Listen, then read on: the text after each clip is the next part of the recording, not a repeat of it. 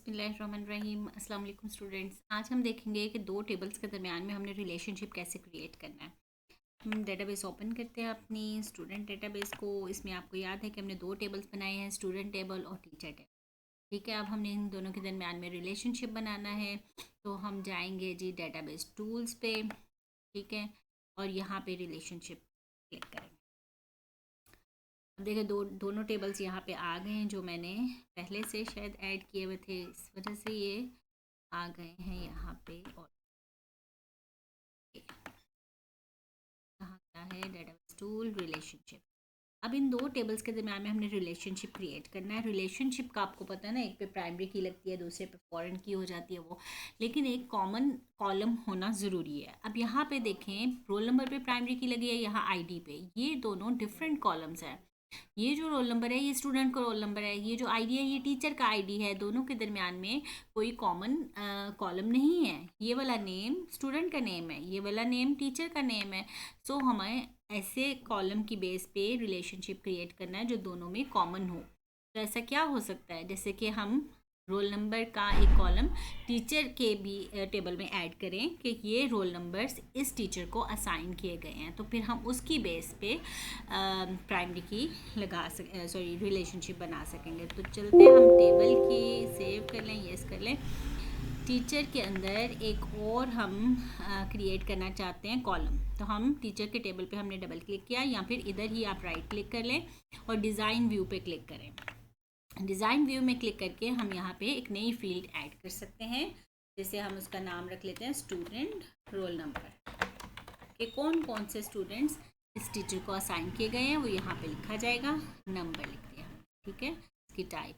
अब हम इसको राइट क्लिक करके सेव कर लेंगे, तो ये सेव हो गया, और इसको क्लोज कर।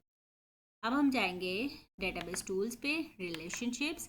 अब ये दोनों आ गए, और हम इन दोनों के दरमियान में रिलेशनशिप कैसे मैंने क्रिएट किया, यहाँ पे आपने क्लिक करके इसको ड्रैग करके यहाँ पे लेकर आना है। ठीक है, इसके ऊपर यहाँ पे आ गया। अब ये पूछा है दोनों कॉलम्स के नाम, पहले वाले का स्टूडेंट का, ये देखें स्टूडेंट, इसका कॉलम होगा रोल नंबर, और टीचर का भी स्टूडेंट रोल नंबर। इस दोनों के दरमियान में हमने रिलेशनशिप क्रिएट करना है। इन्फोर्स रेफरेंशियल इंटेग्रिटी पे हम क्लिक करेंगे और क्रिएट पे क्लिक करेंगे। अब ये देखें इन दोनों के दरमियान में रिलेशनशिप क्रिएट हो चुका है। अब आप जाएं, सेव कर लेंगे, यस। हम स्टूडेंट के टेबल में जाते हैं, यहाँ पे हमने स्टूडेंट के नाम लिखे हुए हैं। टीचर के टेबल में जाते हैं और यहाँ पे स्टूडेंट रोल नंबर अलॉट करते हैं। अब देखें यहाँ पे रोल नंबर 1 2 3 4 तक है, ठीक है। तो टीचर के टेबल में हम रोल नंबर 4 तक बस लिख सकते हैं, क्योंकि हमारे पास टोटल स्टूडेंट ही 4 है।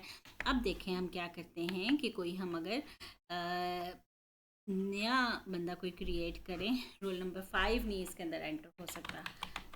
हम 5 लिख के एंटर करते हैं, तो देखें क्या, इस पे फॉरन एरर आ गया, यू कैन नॉट ऐड और change a record because related record is required in table student. यानी स्टूडेंट के टेबल में रोल नंबर 5 एंटर होगा तो यहाँ एंटर हो सकता है। ये रिलेशनशिप क्रिएट हुआ है, फॉरन की है इसमें टीचर के टेबल। ठीक है, अब देखिए मैं यहाँ पे 4 करूँगी रोल नंबर, तो वो ऐड हो जाएगा। ठीक है, समझ आइए आपको। दोबारा एक नया रिकॉर्ड एंटर करके देखें। अब देखें मैंने आपको क्या बताया है कि स्टूडेंट के टेबल में रोल नंबर 5 तक एंटर हैं, तो यहाँ पे भी सिर्फ 4 तक एंटर है, शायद 4 तक बस एंटर हो सकता है, रोल नंबर 5 एंटर नहीं हो सकता। ठीक है, अब अगर मैं इसको